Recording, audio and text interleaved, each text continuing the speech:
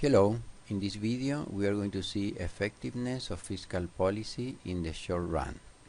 We have already seen that when we increase, let's say, government expenditure, then we have a shift of the IS curve, and then the economy passes from this point to this point and income increases.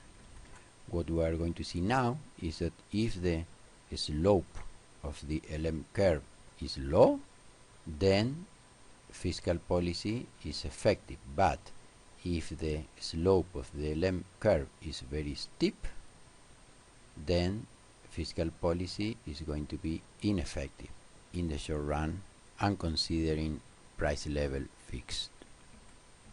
Okay, let's get started. Before starting fiscal policy, let's remember when we saw monetary policy that we start with the money market, and out of the equilibrium in the money market we construct the LM curve, where the slope of the LM curve depends on this coefficient. We have seen this in detail when we saw the LM curve. So these two coefficients determine the slope of the LM curve. We have already seen also that if we increase nominal money supply, then there is a shift of the LM curve, and the slope of the IS curve is what determines the effectiveness of monetary policy. And how do you determine the slope of the IS curve? Well, you have to go to the goods and services market, and then B, C, and T, sensitivity of investment to changes in interest rate, marginal propensity to consume, and taxes. These three things tell us the slope of the IS curve. You can see again the video about the IS curve. And these three things determine the slope of the IS curve and determine the effectiveness of monetary policy. Well, this is written in Spanish because I have tendinitis. Then I started to use my left hand, and I also got tendinitis with my left hand because I spent many hours doing this picture that you can see in the videos. Anyway, but you will figure it out. Okay, let's back to the business. Then the effectiveness, the efectividad of expansionary monetary policy, política monetaria expansiva, or contractionary monetary policy is the same situation. The analysis of effectiveness depends on the slope of the IS curve. So the monetary policy is less effective if B decreases. We have seen this in details in previous videos. Decreases because the IS curve become more vertical, and the IS curve become more vertical also if C goes down or if taxes goes up. If you see again the video about the IS curve and you see the slope, you take two values constant and then you modify a third value and you will easily see these things. But the main idea that they want to transmit is that if you want to analyze the effectiveness of monetary policy, you start with the money market to construct the LM curve, and then you use the slope of the IS to analyze the effectiveness. Where in the case of fiscal policy, it's going to be the opposite. You will not start with the money market. You are going to start with the goods and services market. So you have this here, and then with the goods and services market you will construct the IS curve. Okay, so once you have the IS curve, then you will use the money market to determine the effectiveness of fiscal policy. With the goods and services market you determine the IS.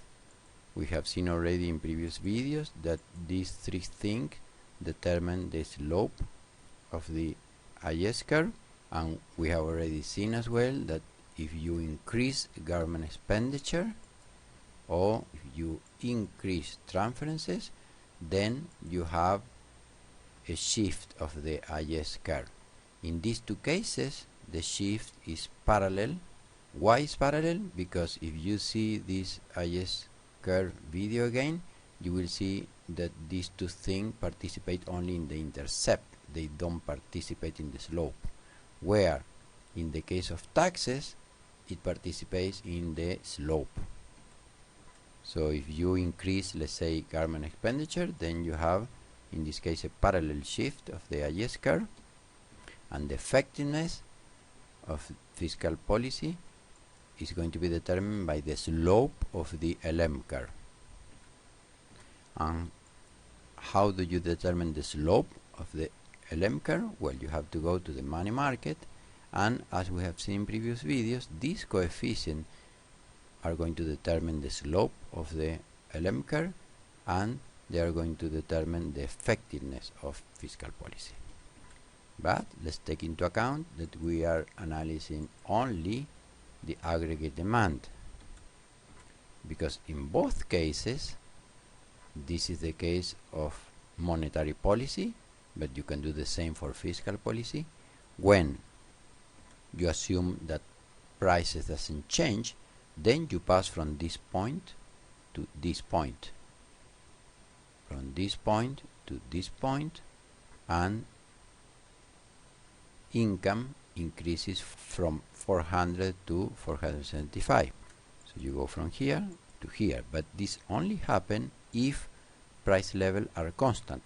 So in this case, if price level are constant, then you pass from this point to this point, which is 475. So you will have here a 475. But if prices increase, then you go from here to here. Actually, you go from here to here. You don't know exactly how, but you know that you end up here.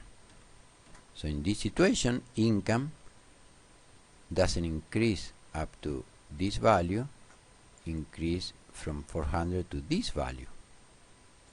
And also you have inflation. Price level increases from this value to this value.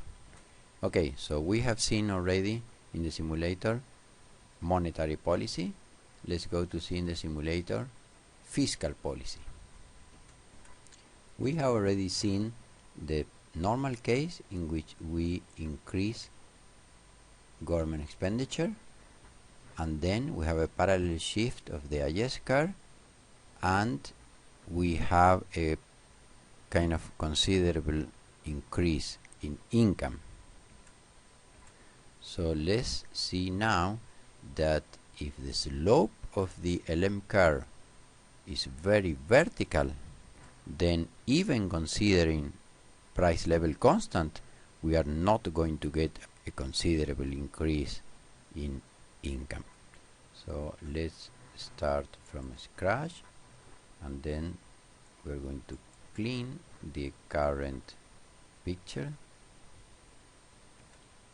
And in the previous video, when we wanted to have a vertical IS curve, then we consider a very small value for this coefficient B.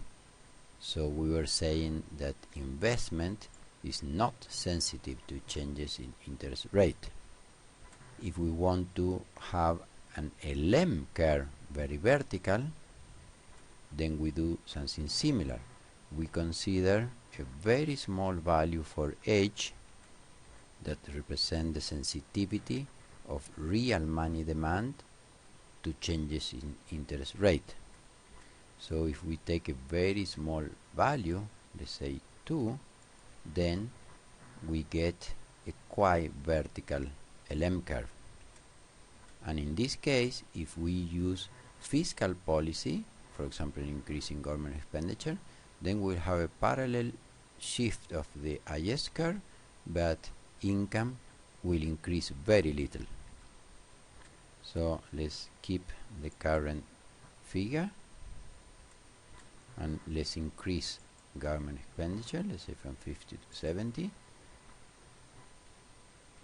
And then we see that there is a parallel shift. However, the increase in income, we can see it here, is very insignificant. G0 doesn't touch income, so it affects only the intercept, so we have a parallel shift, totally parallel shift of the IS curve. Now if we increase taxes, let's say from 0 to 20%, then the IS curve will move and the interest rate will go down, and it will look like a shift. So if we do that, then we go from here to here, and if we increase further taxes, let's say from 20 to 40%, then you lower even more the interest rate. And I said that it looks like a shift, but actually it is not a shift, it's really pivoting respect to the intercept in the vertical axis. So in the model that we are describing up to now, taxes participate only in the slope of the IS curve. So if you want to get convinced about that, then see again the IS curve video, and then you will see that this is the intercept in the vertical axis and this is the slope. So T is not in the intercept, so this point is not going to change. T participates only in the slope. So when you change taxes, then the IS curve pivot respect to this point, and then it gets like this. Okay, so because we are watching only part of the IS curve, it looks like a shift. And also when we change taxes, the slope of the aggregate expenditure curve changes. But the important issue that I want to point it out is that when the LM curve is very vertical, then fiscal policy is very ineffective even in the short run with prices constant. So if we increase transferences, what is going to happen? Well, transferences participate only in the intercept, so there will be a parallel shift of the IS curve, but again, income will change very little. Okay, so we can see it here. Transferences participate only in the intercept, so there will be a parallel shift up of the IS curve. Okay, let's see it in the simulator, but we are going to clean a little bit this mess. So we are going to start from here, and we are going to increase transferences, let's say from 0 to 100, and then we will have a parallel shift of the IS curve, but the income will not change significantly. Okay, then sorry, let's keep this. So if we go 0, then we can see both. So there is a shift, but income changes very little.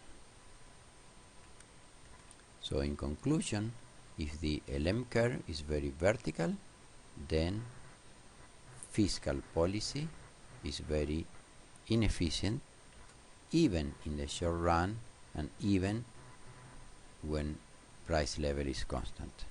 So even if you are a Keynesian follower, you shouldn't use fiscal policy in this case where the LM curve is very vertical, and you shouldn't use monetary policy if the IS curve is very vertical, because you don't change significantly income, but we mess up with the other macroeconomical indicators. So when we pass from here to here, when we increased transferences, okay, we pass from here to here,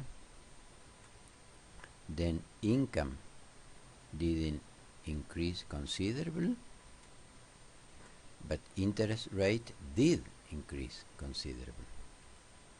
And therefore, if you come here, you see that this increase in interest rate provoke this decrease in investment, offsetting the increase in aggregate expenditure of this increase in transferences.